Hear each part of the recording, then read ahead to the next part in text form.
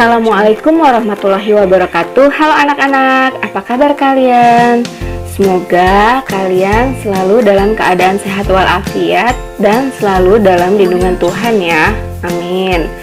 Nah, jumpa lagi dengan Bu Ria dan Bu Siti Muhlisoh nih. Kali ini Ibu dan Bu Siti Muhlisoh akan menjelaskan materi tentang teks deskripsi. Pada pertemuan sebelumnya, Bu Siti sudah menyampaikan tentang materi apa saja ya yang akan kita pelajari selama satu semester. Nah, yang pertama kan ada teks deskripsi, kemudian yang kedua ada teks cerita fantasi, yang ketiga ada teks prosedur, nah yang keempat ada teks laporan hasil observasi.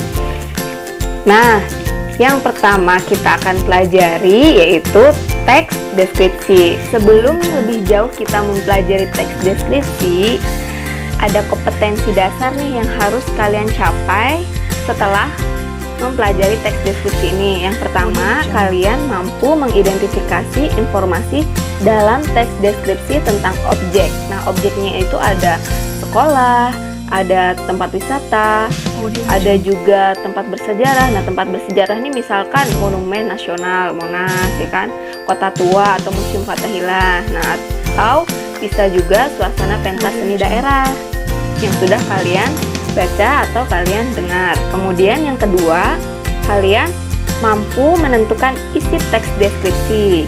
Yang ketiga, kalian mampu menelaah struktur dan unsur kebahasaan dari teks deskripsi.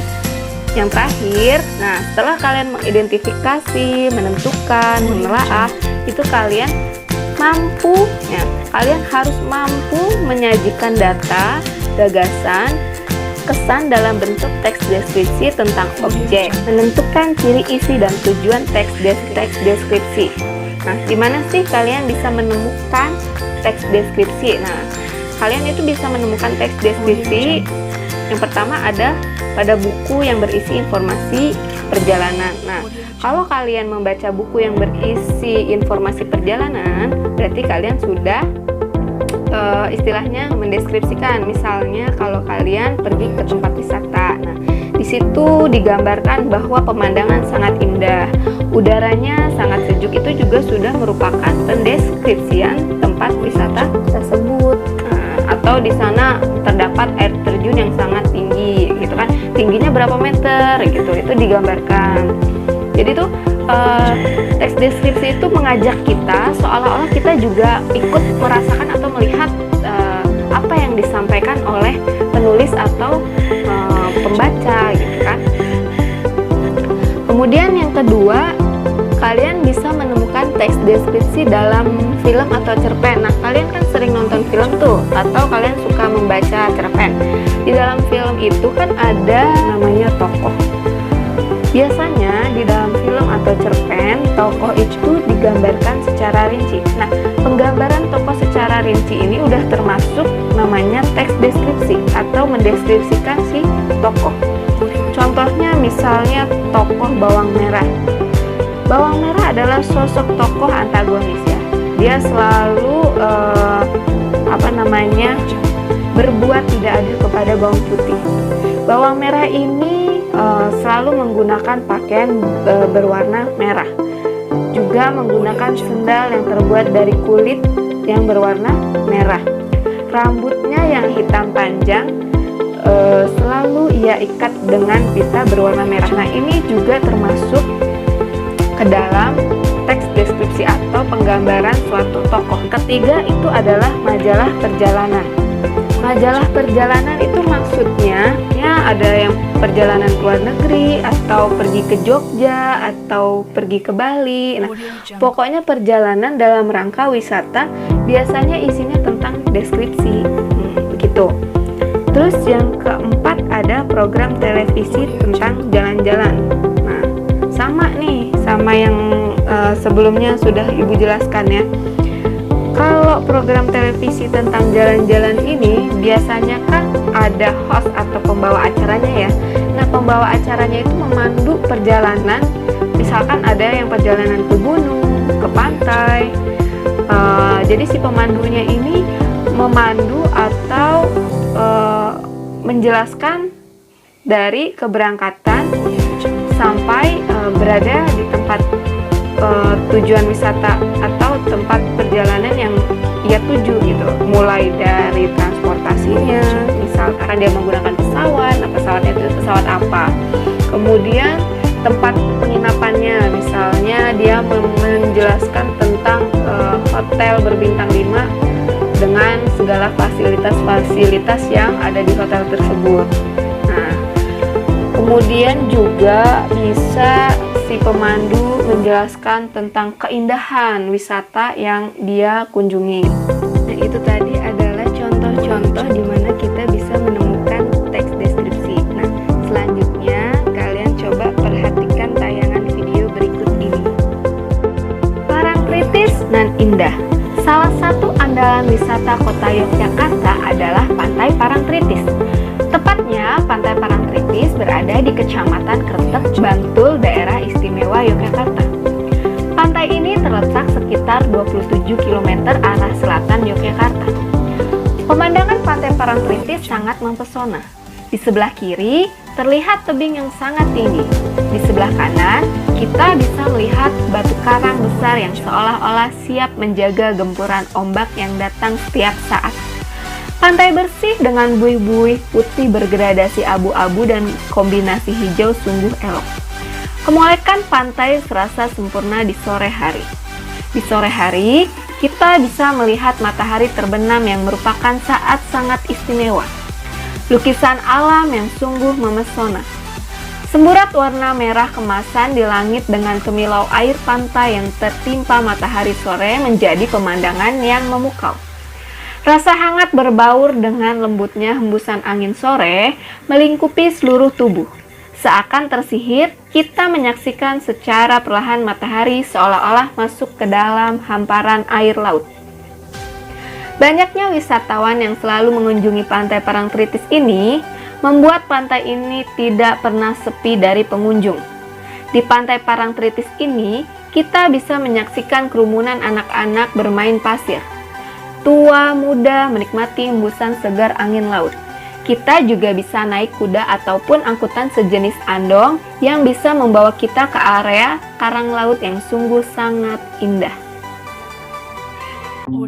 Nah, itu dia tadi adalah video contoh dari teks deskripsi. Nah, selanjutnya kita mengenali ciri objek. Ciri objek yang pertama adalah objek yang dibicarakan pada teks deskripsi bersifat khusus. Nah, bersifat khusus ini adalah objek tertentu yang kemungkinan berbeda dengan objek yang lain. Yang kedua, objek yang dideskripsikan bersifat pendapat personal. Personal di sini adalah pendeskripsian yang dilihat dari sudut pandang pendapat si penulis. Jadi bukan berdasarkan fakta atau bersifat objektif. Jadi di sini adalah bersifatnya subjektif. Oke, selanjutnya akan dilanjutkan oleh Bu Siti Muhlisoh. Objek isi teks deskripsi diperinci menjadi perincian bagian-bagian objek. Jadi contohnya misalnya yaitu tadi, misalnya tempat wisata. Objek tempat wisata itu banyak. Ada misalnya objek wisata tentang pantai, contohnya Parangtritis. Ada yang pegunungan, misalnya kayak Gunung Bromo, itu kan yang wisata juga. Ada yang misalnya hutan, misalnya, atau misalnya perkebunan, misalnya kebun raya Bogor, itu objek wisata juga. Jadi ada bagian-bagian yang tempat wisata juga. Terus isi teks deskripsi menggambarkan secara konkret. Konkret itu adalah nyata. Jadi konkret itu nyata. Contoh misalnya ini bagus, ada gunungnya ya kelihatan gunung, ada pantainya ya kelihatan pantai gitu ya. Kemudian menggambarkan wisata yang indah akan dikonkretkan indahnya seperti apa. Nah iya, contohnya misalnya nih, kamu pergi ke pantai Salira atau pantai Senggigi. Nah di sana dikonkretkan misalnya pantai Senggigi sangat indah. Indahnya itu di mana? Misalnya contohnya ombaknya berdebur, berkejar-kejaran, terus angin itu mendesir sampai mengenai badan kita. Itu jadi lebih dikonkretkan, lebih dinyatakan. Atau misalnya gini, bulu kuduku merinding mendengar itu berarti merupakan konkret, lebih dikonkretkan. Terus menggambarkan ibu yang baik akan dikonkretkan baiknya seperti apa. Jadi kalau baik itu kan masih ibuku sangat baik. Nah, baiknya seperti apa? Misalnya kalau temanku datang dia tersenyum manis setiap temanku datang. Nah itu berarti kan baiknya lebih diperinci lagi. Tujuan teks deskripsi. Nah ini tujuan kita belajar teks deskripsi atau tujuan dibuat teks deskripsi adalah menggambarkan atau melukiskan secara rinci suatu objek yang tadi itu ya, atau suasana atau perasaan sehingga pembaca seakan-akan melihat atau mendengar atau mengalami apa yang dideskripsikan. Jadi kalau misalnya nih ibu menyuruh kalian membuat teks deskripsi tentang ibu atau bapak kalian atau kucing kalian, nah kalian itu menggambarkan atau melukiskan ibu kalian itu dengan perasaan kalian, sehingga tadi kan ibu nggak kenal ibu kalian. Dengan kalian mendeskripsikan itu, kalian jadi ibu terbayang seolah ibu melihat sendiri, wah ibu saya hidungnya mancung, kulitnya putih, rambutnya itu berombak, orangnya tinggi, kalau senyum manis sekali. Jadi ibu seolah melihat sendiri, padahal ibu ngelihat. Jadi ibu merasakan seperti itu. Jadi tujuan teks deskripsi itu seperti itu. Contoh lagi misalnya kalian punya kucing. Nah kucingnya berwarna hitam. Kalian gambarkan, kucing saya berwarna hitam sehingga saya namakan si hitam manis. Kalau ada saya datang, dia langsung mengerjakan saya seperti mengajar makanan yang sangat lezat sekali. Nah itu berarti ibu gak pernah kenal kucing kalian, tapi dengan kalian mendeskripsinya skala jelas, jadi seolah ibu melihat sendiri, wah kucingnya hitam, kalau ada dia langsung dia datang dia. Jadi seolah ibu lihat sendiri apa yang kalian ceritakan itu, padahal enggak. Itu jadi tujuan dari teks deskripsi. Paragraf deskripsi itu ada 3. Pertama, paragraf deskripsi spatial. Jadi apa sih itu spatial? Objek yang digambarkan di dalam paragraf berupa benda, ruangan atau tempat tertentu. Jadi kalau misalnya nih kalian membaca sebuah teks deskripsi, nah tadi sudah disampaikan, dia tadi menyampaikan tentang deskripsi kelinci. Termasuk apa tuh berarti? Masih spatial, karena di sini kan dikatakan objek yang digambarkan di dalam paragraf berupa benda, ruangan atau tempat tertentu, berarti termasuk spatial. Nah termasuk tadi pantai segigi berarti spatial juga kan, karena di situ tempat tertentu. Nah itu. Terus yang kedua, paragraf deskripsi subjektif, mendeskripsikan objek dengan tafsiran dan kesan dari penulis itu sendiri. Itu juga bisa termasuk subjektif, karena kita menggambarkan suatu berdasarkan pendapat kita. Wah kucingku sangat baik, karena selain itu dia juga sangat cerdik, kan berdasarkan pendapat kita, berarti termasuk juga boleh subjektif. Kemudian yang ketiga, paragraf deskripsi objektif, menggambarkan suatu objek dengan keadaan yang sebenarnya dan tanpa kesan atau opini penulis. Nah ini yang objektif ini itu biasanya secara faktual. Apa disebut faktual? Jadi fakta apa adanya. Kalau jelek dikatakan jelek, bagus dikatakan bagus. Berarti dia apa yang ada di benda itu. Contoh misalnya ibu jalan ke daerah GDC. Nah ibu menggambarkan atau mendeskripsikan bagaimana keadaan jalan ke GDC tersebut. Misalnya di sana penuh lubang-lubang yang sangat berbahaya seandainya hujan deras, karena di sana banyak lubang, kalau motor lewat itu bisa terjebak sehingga bisa jatuh. Nah itu bisa apa adanya dikatakan, berarti itu deskripsi secara objektif. Jadi kita bisa bedakan ya, ada spatial, ada subjektif, ada objektif. Nah di sini ciri teks deskripsi dari segi penggunaan bahasa, ada menggunakan kata khusus untuk mengkonkretkan. Di sini ada, kalian pernah dengar ada kata umum, ada kata khusus. Kata umum berarti kata yang secara masih luas sifatnya. Contoh, warna. Saya membeli baju berwarna-warni misalnya. Nah, warna itu berarti kan masih luas. Warna itu ada yang merah, ada kuning. Nah, warna itu kata umum, Kalau warna merah berarti khusus karena bagian dari warna. Terus lagi di sini, makanya di sini ada menggunakan kata khusus untuk mengkonkretkan warna derinci merah, kuning atau hijau. Contoh misalnya dalam deskripsi, baju itu sangat menarik.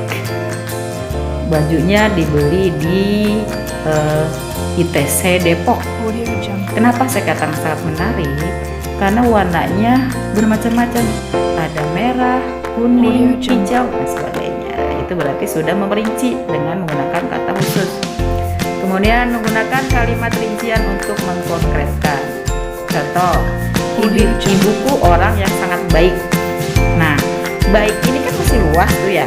Tapi untuk teks deskripsi itu lebih dirinci lagi. Contohnya, baiknya seperti apa? Dia berusaha menolong semua orang.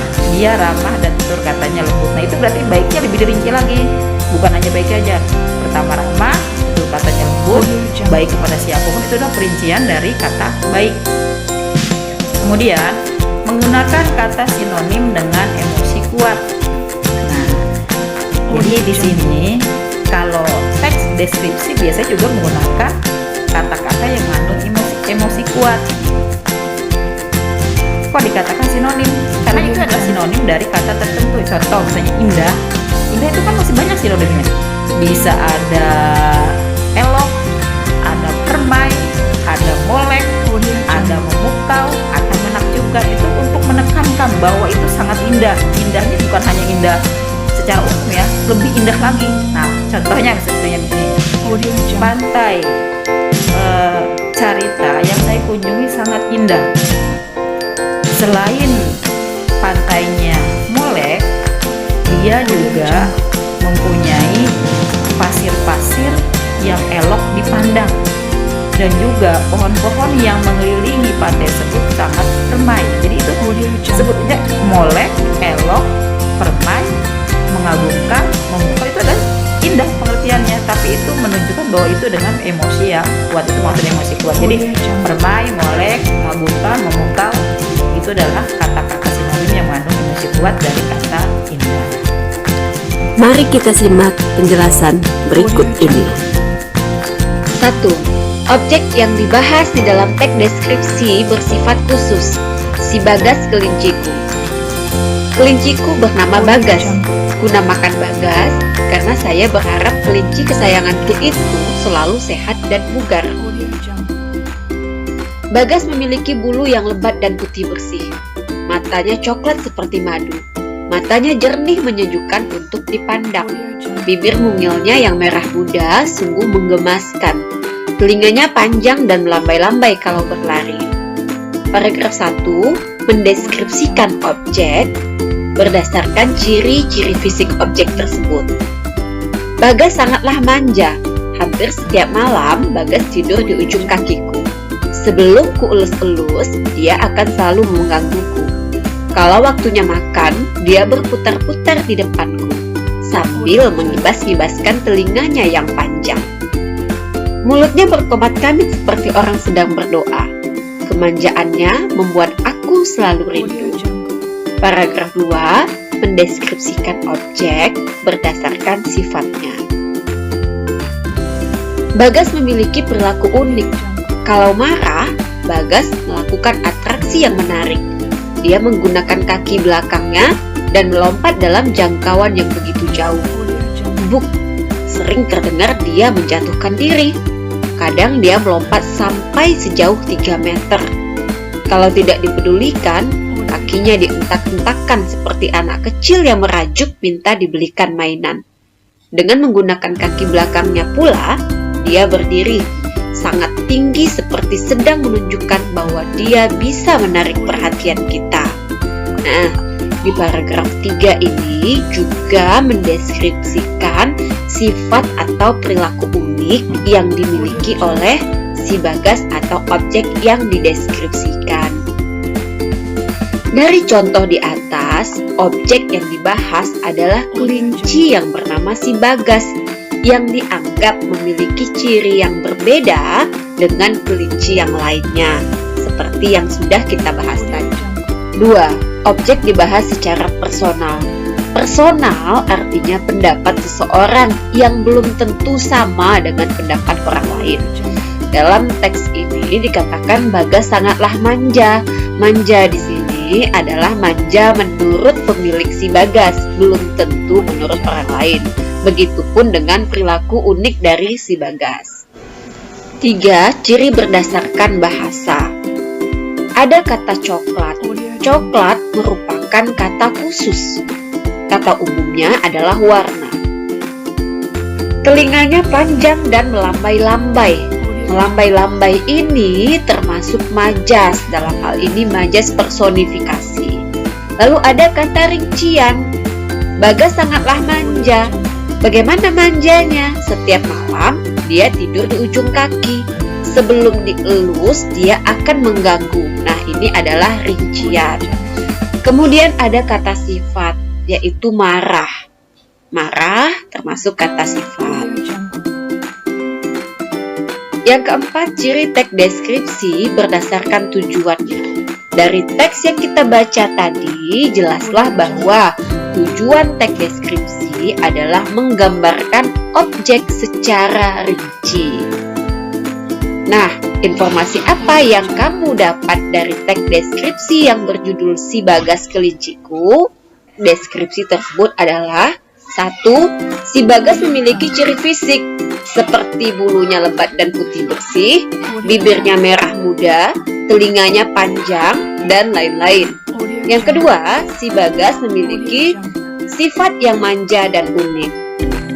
Demikianlah video pembelajaran kali ini. Tetap semangat belajar dan jangan lupa selalu menjaga kesehatan.